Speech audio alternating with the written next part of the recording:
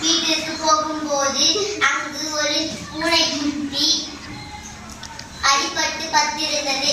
அங்கு ஒரு கடையில் இருந்து பேண்டேஜ் வாங்கி கொண்டு அதுக்கு மருந்து போட்டு அது காலில் ஒட்டி விட்டேன். அது சந்தோஷமாக போய்விட்டது. தேங்க்யூ.